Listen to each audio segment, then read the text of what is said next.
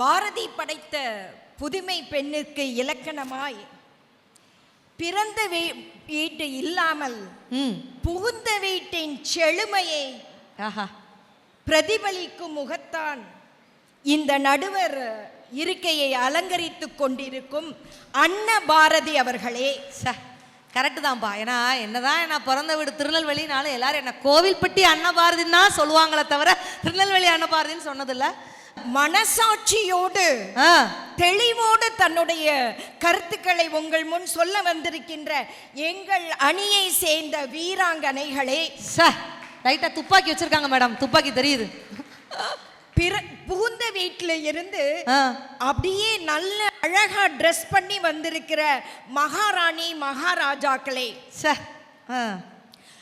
புகுந்த வீட்டுக்கு போகிற கனவோடு இருக்கிற பட்டர்ஃப்ளைஸ் மாதிரி அப்படியே சிரிச்ச முகத்தோட நிறைய கருத்துக்களை கேட்க ஆவலா வந்துரும். நாங்க நிகழ்காலத்துல நடக்கிறத அனுபவிச்சு பேச வந்திருக்கிறோம் மேடம். குமுதா மேடம் இறந்த காலத்துல நடந்ததெல்லாம் கலெக்ட் பண்ணி பேச வந்தனால கொஞ்சம் டென்ஷனா இருந்தாங்க இல்லையா? நான் சொல்ற கருத்து சரியா இருந்தா எனக்கு ஒரு நல்ல கரகோஷம் தரணும். தருவீங்களா? செய்வீர்களா? ஐயோ வந்துருச்சு இல்ல. இறந்த காலத்தை பத்தி பேசினாங்க. இறந்த காலத்துல கல்வி அம்மா அப்பா கல்வி தரத்தான் செய்யறாங்க, இல்லைன்னு சொல்லல. அதை இம்ப்ளிமெண்ட் பண்றது எந்த வீட்டுல? அதை இம்ப்ளிமெண்ட் பண்ணணும்னா அது புகுந்த வீடு தாங்க. கனவு காண்றது பிறந்த வீடு, அந்த கனவுக்கு சிறகுகள் கொடுப்பது அருமை அருமை அருமை அருமை அருமையான வார்த்தைகள். நீங்க சொன்னீங்க எங்க அப்பா கல்வி எல்லாம் நிறைய படிக்க சொல்லி கொடுத்துருக்காங்க. அஸ்திவாரம்ங்கிற வார்த்தை சொன்னாங்க. அஸ்திவாரம் போட்டுறோம், நல்ல போட்டாச்சு. ஒரு பெரிய மல்டி ஸ்டோரி பில்டிங் கட்டணும்னு அஸ்திவாரம் போடுறீங்க. நல்ல கவனிங்க, அஸ்திவாரம் போடுறீங்க. போட்டுட்டு பில்டிங் எழுப்பலின்னா ஏங்க என்னங்க பண்ணுவீங்க? அஸ்திவாரத்துக்கு முன்னால உட்கார்ந்துட்டு நான் வீடு கட்ட போறேன், வீடு கட்ட போறேன், வீடு கட்ட போறேன்னு எவ்வளவு நாளைக்கு சொல்லிட்டு இருப்பீங்க? நாங்க அப்படி இல்லைங்க. எங்க வீட்டுக்கு வந்த பொண்ணுக்கு சரியான அஸ்திவாரம் இல்லாட்டாலும் பழசெல்லாம் தோண்டி எடுத்துட்டு புதிய அஸ்திவாரம் போட்டு மல்டி ஸ்டோரி பில்டிங் கட்டுறவங்க நாங்க இல்ல. நம்ம அதை சிந்திக்கணுங்க. உணர்வு பூர்வமான ஒரு சப்போர்ட் ஒரு பெண்ணுக்கு கொடுக்கணும்னா அது கணவன்கிற ரோல் தான். அந்த கணவன் தான் பிறந்த வீட்டுக்கும் புகுந்த வீட்டுக்கும் பாலமா இருக்கிறான். இன்னைக்கு அந்த மாமியார் அண்ணா உட்கார்ந்து இருந்தாங்க. ஆமா ஆமா, அவர் அங்க இருந்து எவ்வளவு அழகா அம்மாவை சமாளிச்சாரு இல்லையா? அப்ப அந்த கணவன் அந்த உணர்வு பூர்வமான ஒரு சப்போர்ட் ஒரு பெண்ணுக்கு பிறந்த வீட்டுல கொடுக்க முடியாதுங்க. நீங்க இந்த சின்ன குழந்தை காலேஜ்ல படிக்கிற பிள்ளைங்களை எல்லாம் கேட்டு பாருங்க.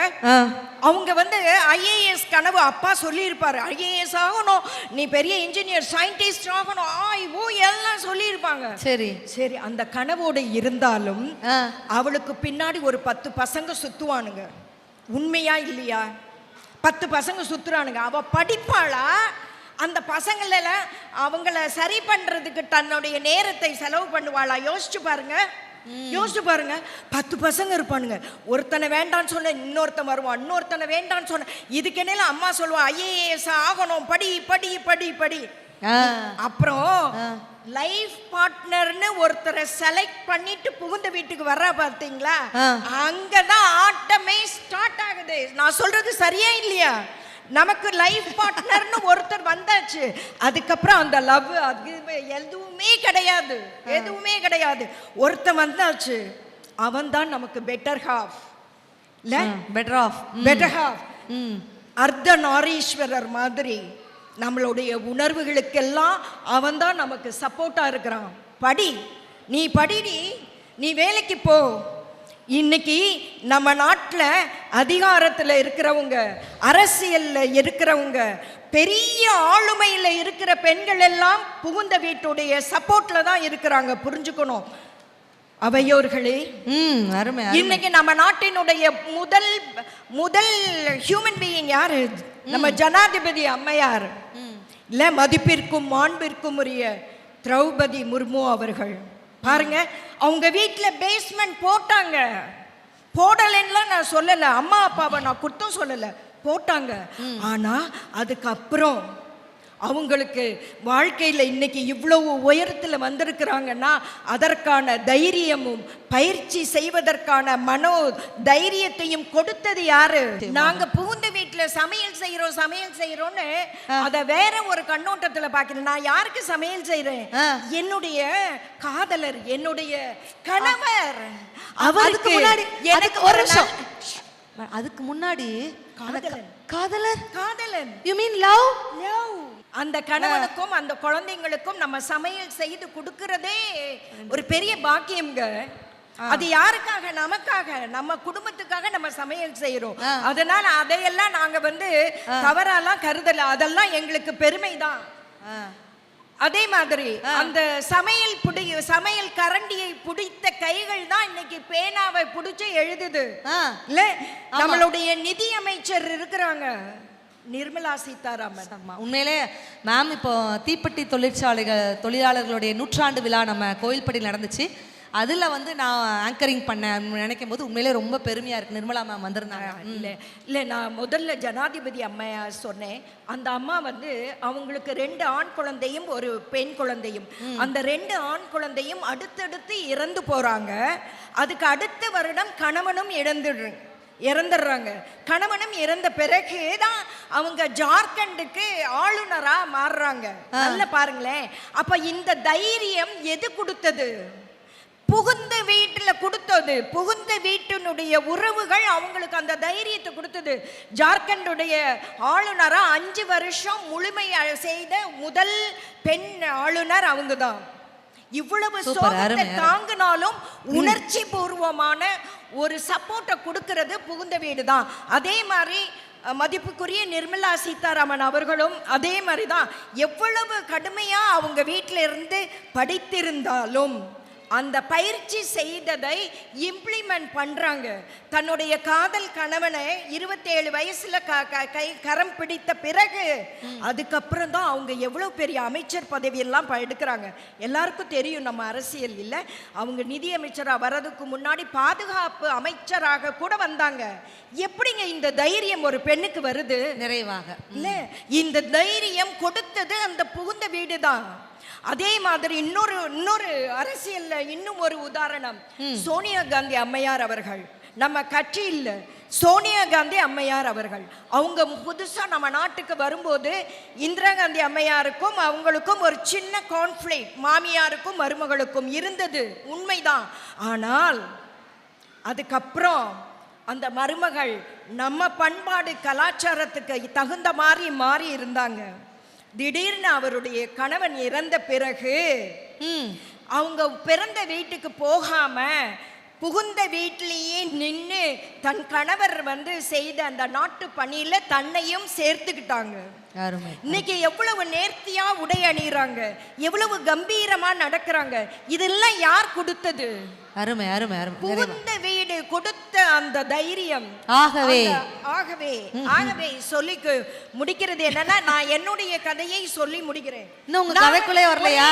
ஒரு கதை இல்ல, வெறும் கனகாவா, சாதாரண கனகாவா என்னுடைய பிறந்த வீட்டுல இருந்தேன். இன்னைக்கு கனகா பிரதாப் அப்படின்னு வந்த பிறகுதான் நிறைய இல்ல. நான் சொன்னேன்ல, அடித்தளத்தை தோண்டி எடுத்துட்டு ஸ்ட்ராங்கா போட்டு மல்டி ஸ்டோரி பில்டிங் கட்டினது என்னுடைய புகுந்த வீட்டுக்கு வந்த பிறகு நிறைய படிச்சது. இப்ப பிரதாப் அவர்கள் எங்க இருக்கிறார்கள்? பிரதாப் நாகர்கோவிலில் இருக்கிறார். நாகர்கோவில் ஏன் இருக்கிறார்? கனகா இங்க இருக்கும் பொழுது பிரதாப் அவர்கள் பாசத்தோடு அந்த காதல் கணவன் வர வேண்டும் அல்லவா? நீங்கள் கைகளை தட்ட வேண்டும் அல்லவா? செய்வீர்களா? பிரதாப்பின் உடல் தான் அங்கே இருக்கிறது, அவருடைய ஆத்மா இப்போது என்னோடு. இதை இந்த பட்டிமன்றம் ஏற்றுக்கொள்ளாது, முற்றிலுமாக தவிர்க்கப்படுகிறது இந்த மேடையில். காதல் அங்க இருக்குமாம், கணவன் இங்கு இருப்பார்களாம். என்ன இது பித்தலாட்டமாக இருக்கிறது? ஆச்சரியக்குறி.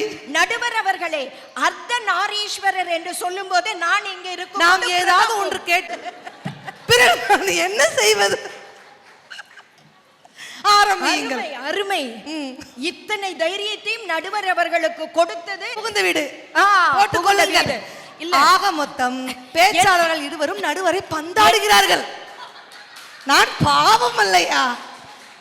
இல்ல போ, நிறைவாக நான்லாம் எங்க பிறந்த வீட்டுல இருக்கும்போது 4 பெண் இப்ப குழந்தைகள், எனக்கு மூத்த பெண் பட்டிமன்றம் குழந்தை. முடிச்சிட்டு பிறந்த வீட்டுக்கு போகவா புகுந்த வீட்டுக்கு போகவா இல்லம்மா, இல்லாட்டி பேசாம விருதுநகர் சரஸ்வதி மகால்லாம் பாயை விரிச்சு படுத்துறவான்னு தோணுது. நீங்க கை தட்டுறத பார்த்தா இந்த பாய் எனக்கு கன்ஃபார்ம் போலயே. இல்ல கை பிடித்து தான் ரோடெல்லாம் கிராஸ் பண்ணி விடுவாங்க அம்மா. பயந்து பயந்து ஏதாவது கிளாஸுக்கு போனாலும் கொண்டு போய் தான் விடுவாங்க.